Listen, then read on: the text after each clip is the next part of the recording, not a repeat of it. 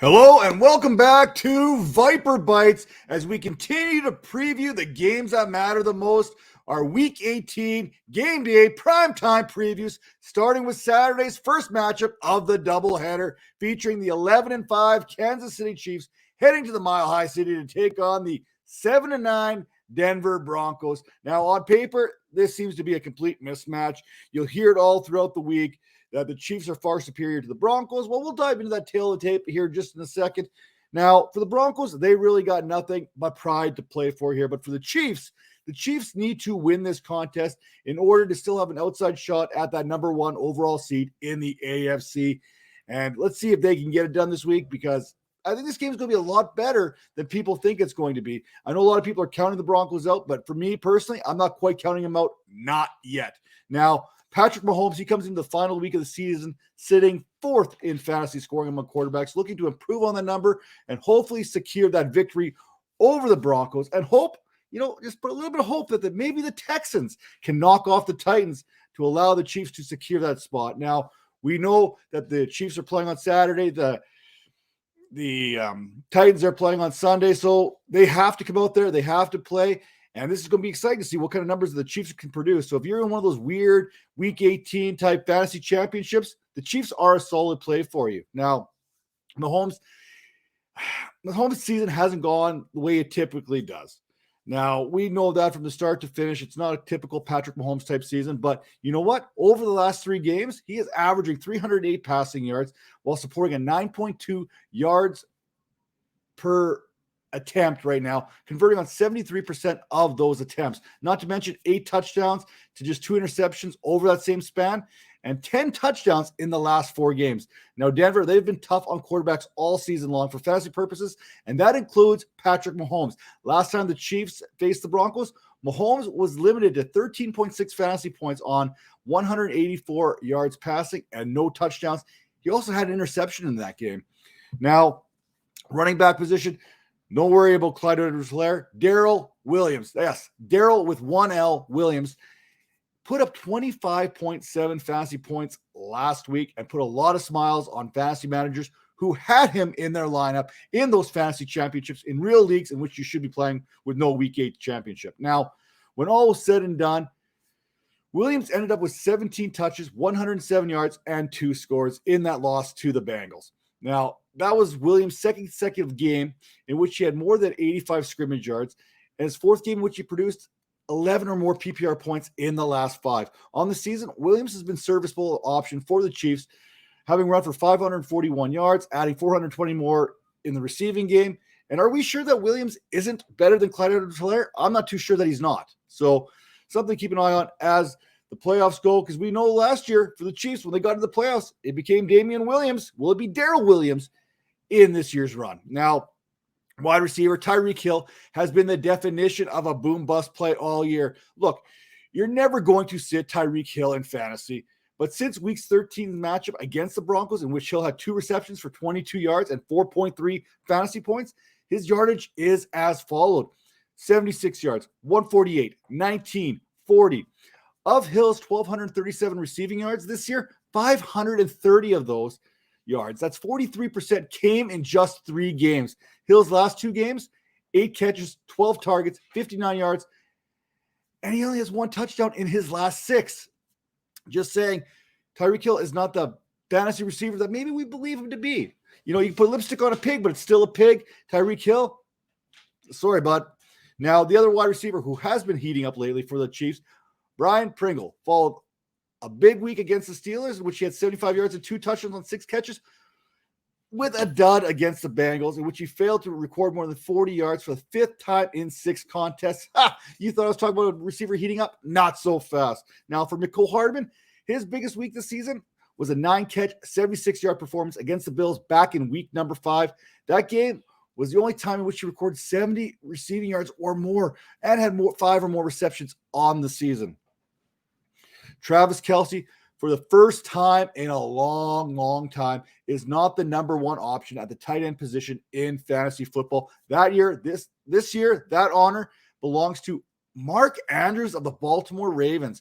Andrews beat Kelsey by 40 fantasy points. Andrews put up a Kelsey-like performance this year, and Kelsey put up a Mark Andrews type performance this year. Weird, kind of a little bizarro type world there between the two tight ends.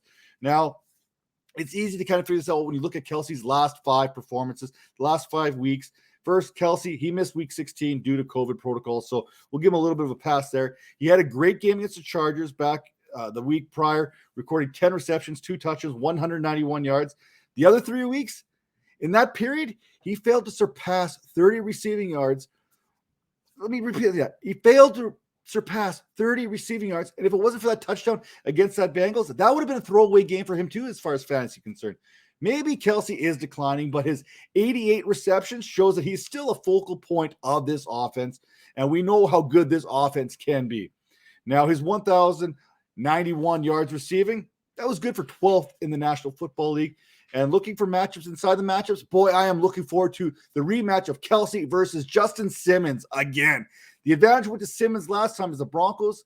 They held Kelsey to 3 catches and 27 yards that first time that they met. Now, as far as the Broncos are concerned, Teddy Bridgewater, he missed last week's contest against the Chargers, and Drew Lock, he was back in the lineup, and that's not necessarily a good thing. Now, Locke has dropped his last 2 starts in relief of Bridgewater, completing 15 of 22 for 153 against the Raiders in week 16, and then throwing for 245 yards on 14 of 25 passing against the Chargers. In the Chargers contest, he did throw a touchdown to Noah Fant in the 4th quarter. A little too late for any kind of real relevancy in that game, but you know what? Hey, we loved it for Noah Fant as far as fantasy is concerned. Now, Denver will be hoping that Bridgewater is back for this one, having missed the last couple games, like I said, due to that concussion kind of issue that he's been dealing with.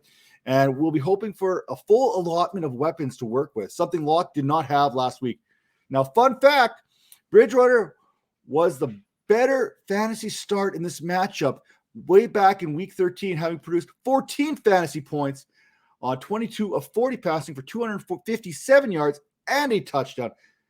Then again, that touchdown was basically negated by the 2 interceptions that he threw.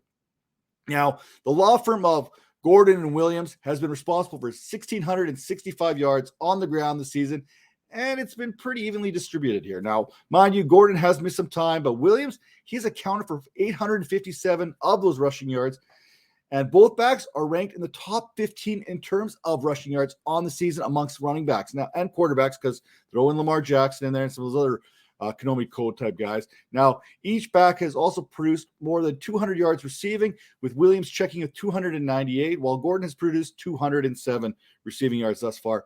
Now, for Williams, last week against the Chargers, it was his first non-double-digit fantasy week since week number 10, and he has now failed to rush for more than 40 yards in back-to-back games.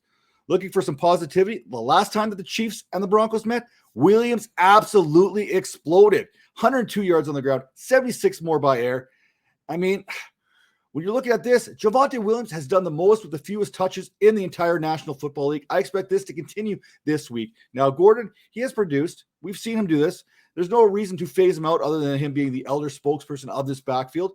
But look, 29 yards rushing over the last 2 weeks after running for 43 against the Chargers. Yeah, he had -4 against the Raiders. So hasn't been good. 43, -4. Oh, sorry, man. Now, talk about these Broncos wide receivers. If you know what to do with Courtland Sutton, you are a better person than I am. All I know is that with Jerry Jeudy playing, Sutton is a non-factor. He's not even considered a decoy out there at this point.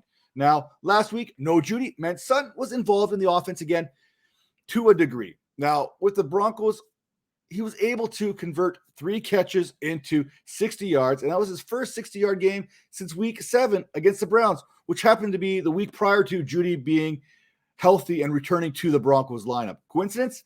I think not. Now, week 13 wasn't a good week for Sutton either, because he pulled in just 2 of 6 targets for 15 yards against this Chiefs defense, and Jeudy was on the field, so you knew he wasn't going to produce. Now, Jeudy and Tim Patrick both missed last week's contest against the Chargers, and their absence was noted. As I mentioned, Sutton, he had his best game in quite some time, and the last time that the Broncos played the Chiefs, Jeudy was the big factor there in the receiving game for the Broncos, 76 yards receiving on 4 receptions, while Patrick, his production suffered alongside Sutton's there, as he saw 5 targets, only hauling in one of them for 9 yards. Again, that is the kiss of death in which Jerry Jeudy has been for the Broncos so far this season as far as production from the other wide receivers. For Patrick, he has been held under 50 yards receiving in 6 straight games, while Jeudy, he's technically been better, having registered 3 games of more than 60 yards since he's returned in week 8, but he has failed to score a touchdown or produce 80 yards in the receiving game in any game this year. Now, finally, tight end position. Noah Fant was a lone bright spot for the Broncos last week in this offense, recording 93 receiving yards. That touchdown, like we talked about earlier. And I mean, like most tight ends this season, Fant has struggled with inconsistency, recording 50 yards or more in 3 of his last 6 games. And outside of last week, his last touchdown, that came back in week number 6. When the Broncos traveled to Arrowhead, Fant was limited to 4 catches and 33 yards. If the Broncos want to send a message heading into the offseason, they need to find a way to get Fant to play a bigger role in the offense, and it starts right here in this game so they go into the offseason with a little bit of positivity. With that all said, stay tuned because we've got game 2 of this doubleheader coming up. The Dallas Cowboys, the Philadelphia Eagles. More playoff implications on the line. We know the Cowboys are in the playoffs. We know the Eagles are in the playoffs. We just don't know where they're going, who they're playing, or anything yet. So make sure to check that out. Make sure to check out fantasypoints.com. Get that subscription today. Some of the best information you're going to find out there anywhere. Again, that's fantasypoints.com. Till next time, catch you later.